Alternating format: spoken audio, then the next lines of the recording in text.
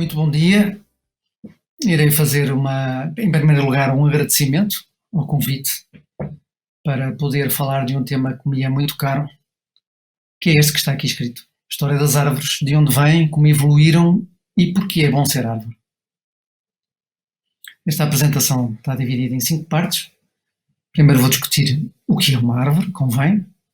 Falarei depois das cores da terra, que no fim de contas é uma história evolutiva que culminou na evolução das árvores, de uma forma muito breve, porque é uma história muito longa. Essa história depois focar-se-á na chamada Revolução Devónica, que explicarei o que é isto. Depois, em períodos geológicos posteriores, em que falarei das florestas do Carbonífero e do Cretácico. E, por fim, culminará numa tentativa de explicação porque é que há tantas árvores, porque é que vivemos num mundo de árvores. Essa, digamos, é a questão de fundo, mas para lá chegar temos que ainda partir muito a pé. E começamos por explorar esta questão fundamental, o que é uma árvore. E a melhor maneira de perceber o que é uma árvore talvez seja primeiro perceber o que é um arbusto. Um arbusto são plantas lenhosas que se ramificam desde a base e que não têm um tronco nítido. O tronco nítido, então, é a característica fundamental para definir uma árvore. A árvore tem um tronco que separa uma parte aérea, onde estão as folhas, que chamamos copa ou canópia, e que afasta precisamente essa canópia do sol. É óbvio que a genética controla o crescimento dos arbustos e controla o crescimento das árvores. Se uma planta evolui para árvore ou para arbusto, tudo isso é determinado geneticamente. E a maneira como é feito esse controle ao nível da planta é através destes dois mecanismos chamados dominância apical e acrotonia dominante. É muito fácil de entender isto. Reparem, as plantas, estamos em março, as plantas estão a aborulhar. Isto é, há uns pequenos gomos onde estão uns tecidos muito específicos, muito especiais, que são os tecidos que são capazes cujas células são capazes de se multiplicar. Em botânica chamamos isso meristemas, porque as plantas não crescem de uma forma difusa, crescem em zonas específicas, os tais meristemas, e no caso do alongamento, esse alongamento faz-se sempre pela extremidade. A ramificação faz-se pela axila das folhas. Ora bem, o que acontece nas árvores é que esses gomos que estão na extremidade dos ramos impedem que os outros gomos que descem pelo ramo abaixo abrolhem. E também acontece outro fenómeno muito importante, é que mesmo que abrolhem, não fazem lançamentos, não crescem, não se alongam de forma tão significativa como esses gomos que estão na extremidade. E é assim que nasce a árvore. O que acontece é que em determinado momento, à medida que a árvore vai envelhecendo, a árvore vai começando a ter um padrão de crescimento que se aproxima dos arbustos e forma-se uma copa. Então, na realidade, as árvores são como que arbustos com um pé, e esse pé é o tronco. As árvores correspondem a cerca de 30% das plantas com flor atuais. Estamos a falar de mais de 100 mil espécies, não na Europa, que há poucas árvores na Europa, mas sobretudo nessas regiões hiperdiversas dos trópicos, em que a biodiversidade vegetal, obviamente, é determinada pelas árvores. E as chamadas gimnospérmicas, que são plantas com semente, como as plantas com flor, mas sem flor, de que são exemplos os pinheiros, os abetes, os ciprestes, quase todos eles, são poucos, os que não são árvores também. E 27% da superfície terrestre está coberta de florestas e as árvores correspondem, não surpreende, a 90% da biomassa terrestre. Isto incluindo animais. Portanto, é legítimo perguntarmos que passos evolutivos conectam a alga ancestral de todas as plantas, porque as plantas terrestres, aquelas que vemos ali na rua, na realidade são algas adaptadas ao ambiente terrestre, e como se faz essa conexão entre a alga ancestral, conexão evolutiva, e, por exemplo, essas tais florestas hiperdiversas dos trópicos, como esta que se vê aqui em fundo. E se a forma, a fisionomia da árvore é tão bem sucedida, há uma tal pergunta fundamental para responder. porque é que é bom ser árvore. Porque se não fosse bom ser árvore, o mundo não era dominado por árvores.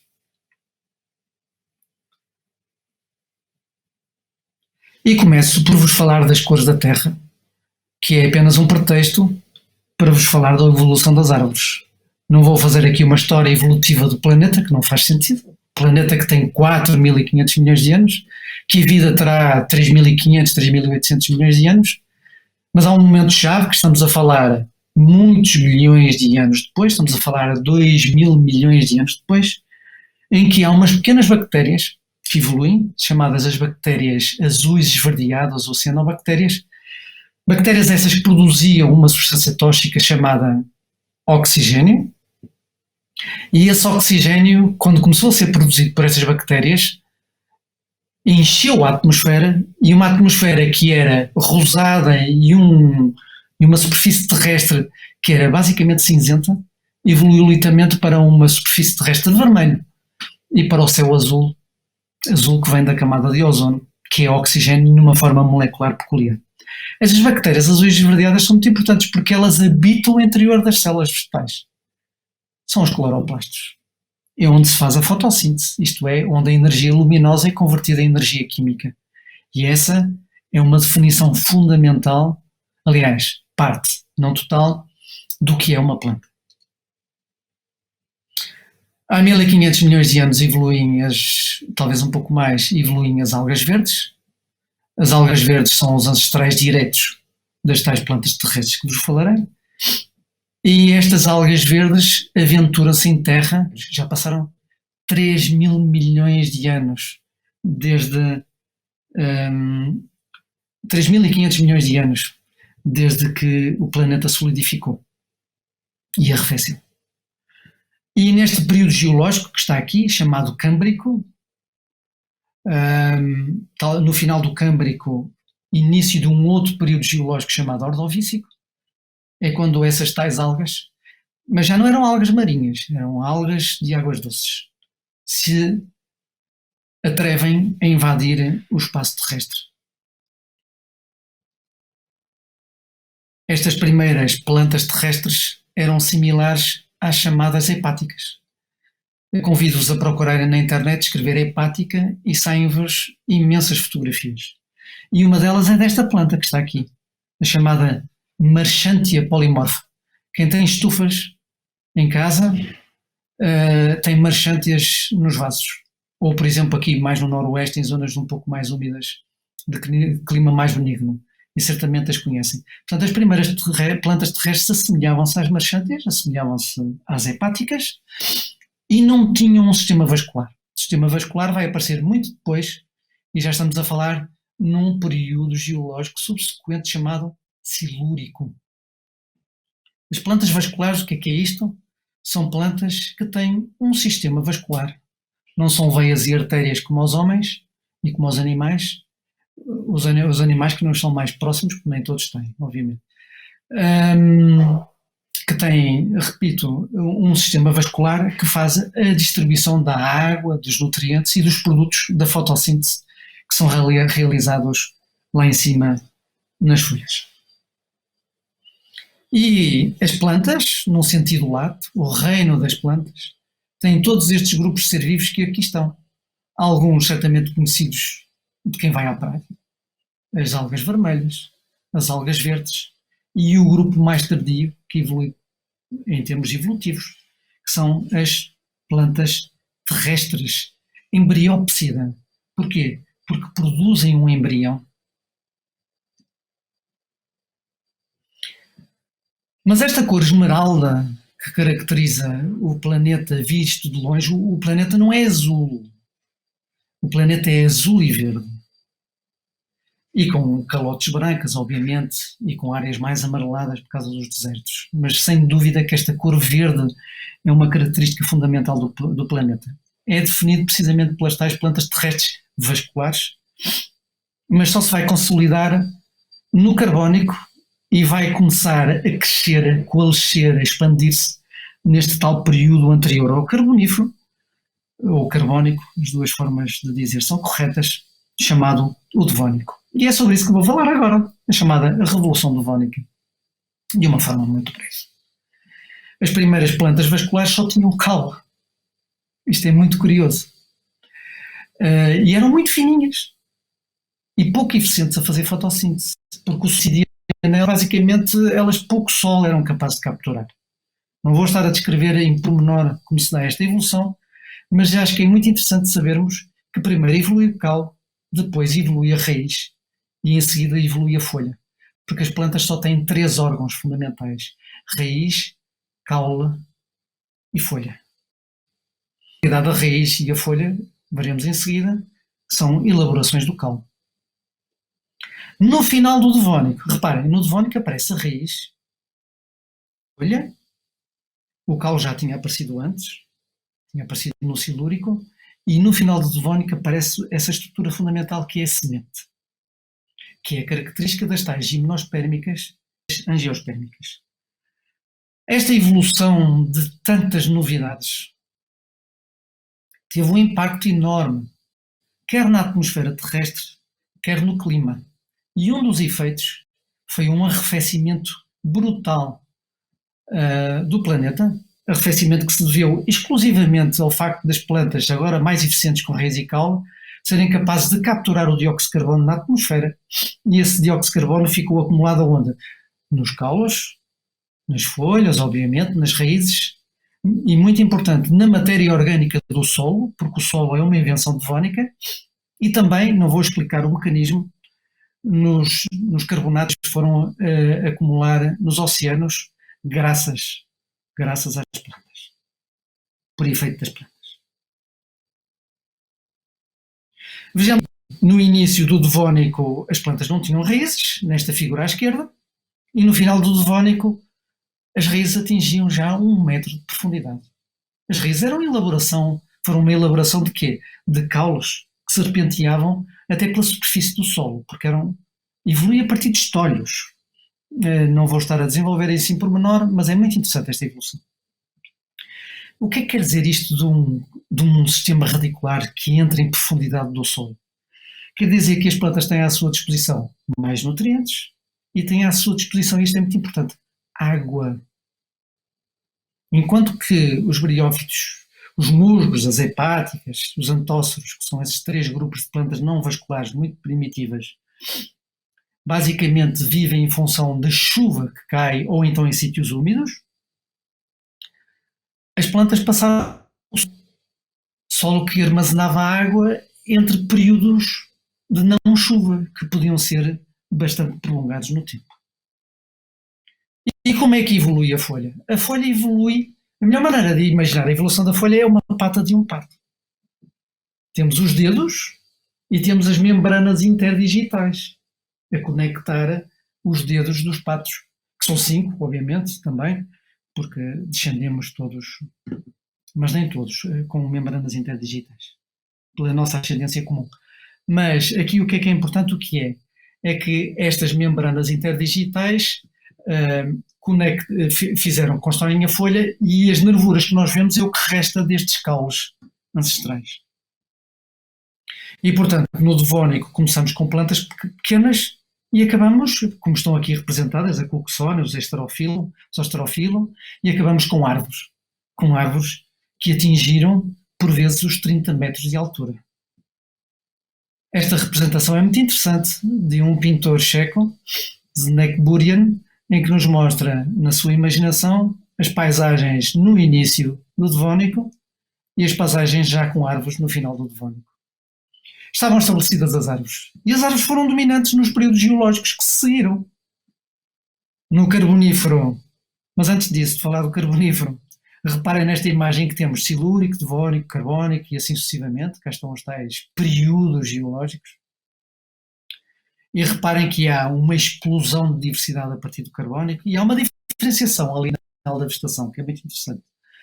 Mas, em grande parte das plantas que aqui estão representadas, até ao Cretácico, são essencialmente plantas linhosas e árvores. As angiospermicas têm muitas plantas herbáceas e plantas arbustivas, porque são muito flexíveis do ponto de vista evolutivo. Estamos no Carbonífero. Carbonífero ou carvão é a idade do carvão. É muito interessante o carbonífero porque o carbonífero foi frio. O dióxido de carbono é um gás de estufa. O planeta tinha arrefecido. Há uma grande extinção no final do Devónico. Essa extinção é basicamente é essencialmente de plantas. E por ser essencialmente de plantas, não foi usada pelos geólogos para ordenar o tempo geológico, porque o tempo geológico está ordenado pelos animais. Há aqui um bias pelos animais. Mas havia onde eram os trópicos, umas enormes bacias inundadas de água, onde se desenvolveram as chamadas florestas do carvão. Florestas dominadas por fetos arbóreos. As plantas com semente viviam nas encostas sobranceiras, não encharcadas ou não submersas, e era aí que elas estavam a evoluir. Estas plantas, repito, que eram fetos e que estão muito bem representadas nos fósseis dali da região de Valongo, perto do Porto, tinham árvores gigantescas. E como o ambiente era úmido, anóxico, o lenho destas árvores depositava-se, lenho esse que tinha evoluído também no Devónico.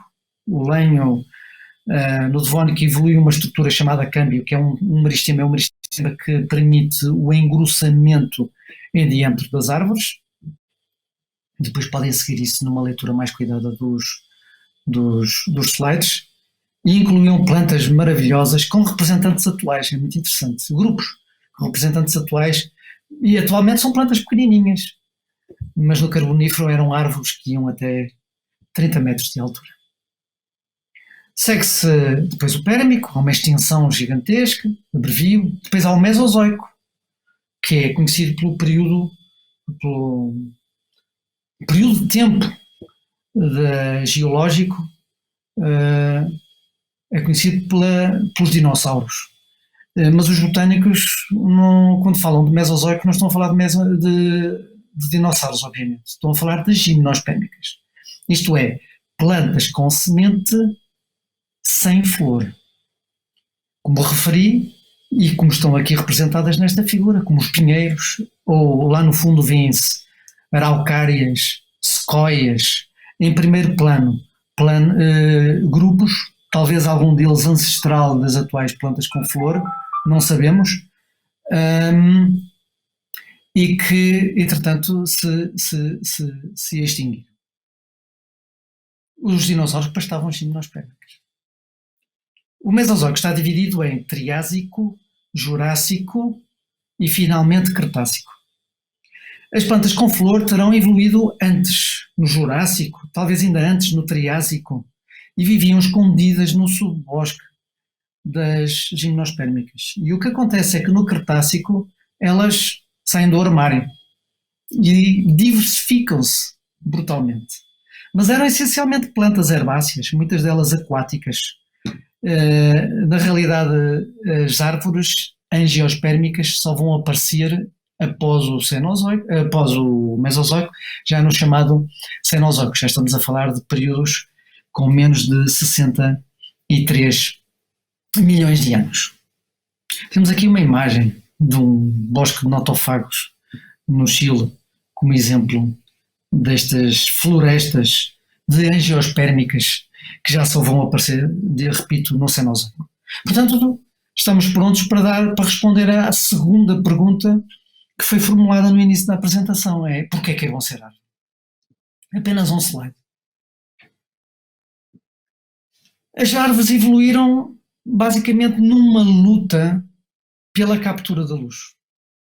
Quando apareceu a primeira árvore, isso implicou que mais árvores evoluíssem, porque ser árvore é bom. Ao elevarem-se acima do solo, ou elevarem a copa acima do solo, capturam luz e deprimem os seus competidores mais diretos. Mas há mais razões para ser árvore. Uma delas é que quanto mais alta for uma planta, mais longe dispersa ou os esporos, quando estamos a falar de fetos, ou as sementes, quando estamos a falar das tais gimnospérmicas e das angiospérmicas. Mas ser árvore também tem outras vantagens, como por exemplo, o tronco pode armazenar nutrientes e água, para períodos em que há falta de nutrientes e falta de água. Ah, o facto de haver um caule, quem já viu, por exemplo, cabras a pastar sabe isso muito bem, permite elevar a copa acima do solo e fazer com que a superfície fotossintética esteja defendida de muitos herbívoros, estamos a falar dos grandes herbívoros. E por outro lado, o facto de terem um ciclo de vida muito longo expande, reduz os riscos de extinção local, é um aspecto também muito importante, e também o facto de se elevarem e de se evidenciarem na paisagem torna as árvores muito atraentes para os mutualistas. As plantas convivem com mutualistas. Mutualistas são, por exemplo, os insetos que fazem a polinização. Uma árvore com flores é muito mais chamativa do que uma erva perdida, escondida, no meio que seja da folhada das árvores. Mas ser árvore levanta problemas. As árvores têm os seus inimigos. E têm também outras desvantagens. Comecemos pelas desvantagens, deixemos os inimigos para o fim. Uma desvantagem é que o tronco não faz fotossíntese. E o tronco está cheio de células vivas, apesar da maioria serem células mortas, porque um dos tais sistemas de transporte de solutos, o xilema, é constituído por células mortas. É o que transporta a água e os nutrientes da raiz para a copa da árvore. A verdade é que este tronco tem muitas células vivas e essas células não fazem fotossíntese.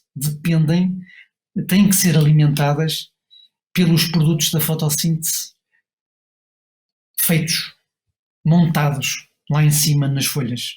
E, portanto, a proporção de superfície fotossintética por células vivas é desvantajosa para as árvores.